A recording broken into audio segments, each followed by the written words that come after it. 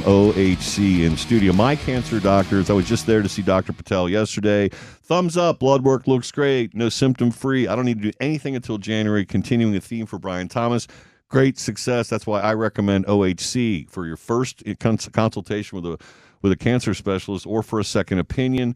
To reach OHC, 888-649-4800, online, ohcare.com. Welcome, one of the awesome doctors from OHC. It's Breast Cancer Awareness Month. Dr. Dawn Cox. She's a fellowship-trained breast surgeon who treats both benign and malignant breast disease, highly skilled in minimally invasive advanced surgical techniques, specializing in hidden scar surgery, including nipple-sparing mastectomies and the use of latest wireless localization technology. Dr. Dawn Cox, it is a pleasure having you in studio, and thank you for the work you're doing. Thank you so much for having me today. And you are from an affiliate or an associate with OHC, Cincinnati Breast Cancer Surgeons, which I understand has been around for decades. So this is, I don't want to call it a subsidiary, but you're working as specifically a breast cancer doctor for Cincinnati Breast Surgeons. Yes. Okay, got that right. Let's start with the basics. What should women be doing to prevent breast cancer, and who is most at risk? Get the core to this being Breast Cancer Month, because it impacts a lot of people. 1 in 8?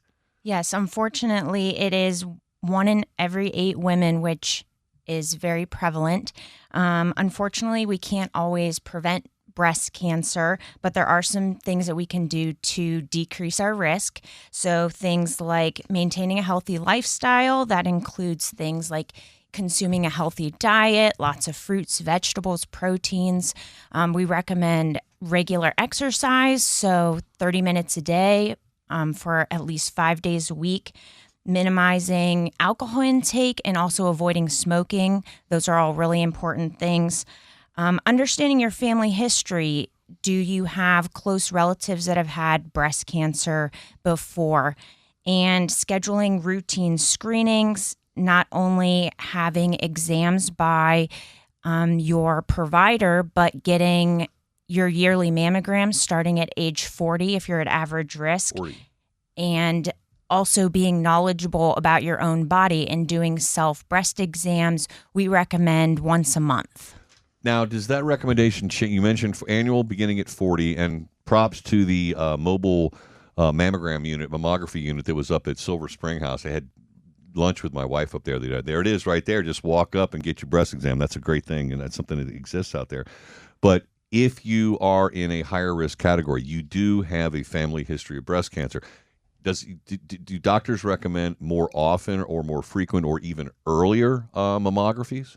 Yes. So we recommend that if you have a first-degree relative that was diagnosed before the age of 40, that you should then get screening about 10 years earlier than when they were diagnosed. Oh. So for instance, if your mother was diagnosed at age 37, her daughter would then want to start her screenings usually about 10 years earlier, at least exam.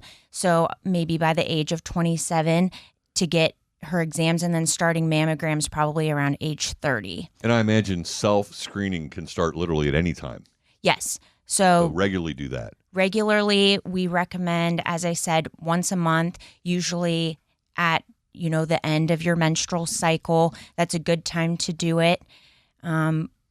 And we can even go through, the best way to do it. Shower, I understand, is the easiest. You got a slippery surface, maybe a little soap to help you rub and feel where that little bump might be.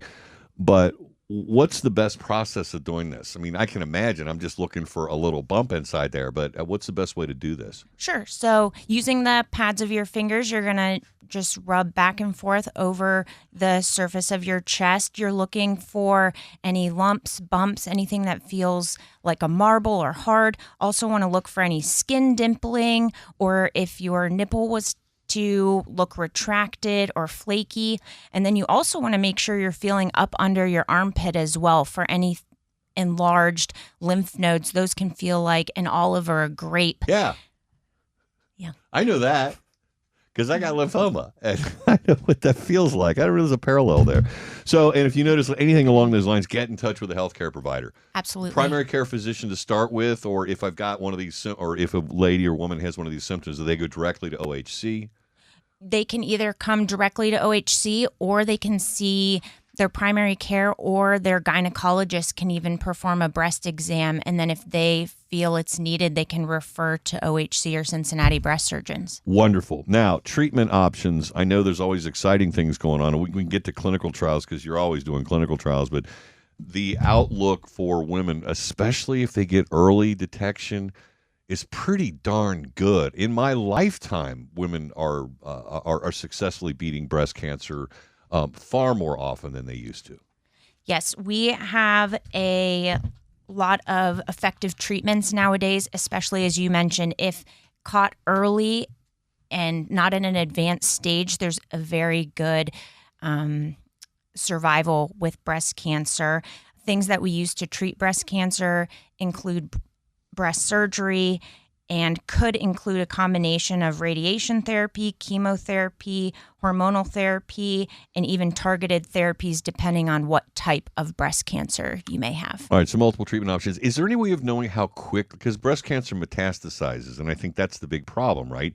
It spreads throughout your body. It can. Yes. Is there like a typical time, like from the initial formation of cancer to when it can metastasize, or is that like a moving target?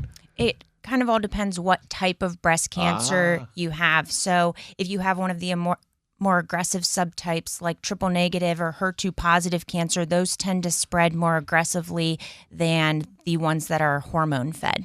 All right, fair enough. And I know one of the things you do all the time, as I mentioned, clinical trials. Are there any that are currently enrolling for breast cancer sufferers? Yes, of course. We have multiple trials that are currently enrolling for different phases of breast cancer. These are more commonly for those more aggressive cancers like the triple negative cancers, the HER2 positive cancers, and those that have metastasized. So there are trials that we are looking into, and this really helps individualize care plans and helps treat cancer more effectively. Well, to the extent, and you mentioned those who have already gone with that metastasization has happened, that no longer has to be a death sentence either, does it? I mean, we've made remarkable progress even with metastasized breast cancer. That is correct. There are drugs nowadays that people can live decades with breast cancer. They just have to get screening regularly and keep up on their treatments. But it is something that you can live with. Yeah. I do it every 3 months. No big deal. Walk in, take a look at you. If everything's fine, you move on. And if it's not, then you come up with a treatment plan. That's how you stay ahead of it. So it's the right thing to do. Wonderful folks at OHC. Again, to contact OHC generally, it's 888-649-4800. To contact Cincinnati Breast Surgeons, they have a different number, so you can reach Dr. Dawn Cox and the team there, 513-221-2544. That's 221-2544. It is Breast Cancer Awareness Month. Take some stock in your health and do your breast exams regularly and follow that schedule with the mammographies. Get ahead of the cancer and you're going to be okay. Right, Dr. Dawn Cox? Right. Amen. Thank you so much for the work that you're doing.